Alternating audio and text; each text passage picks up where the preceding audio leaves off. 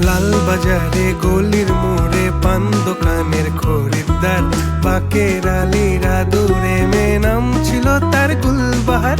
লাল বাজারে গলির মোড়ে পান দোকানের খরিদ্দার, বাকের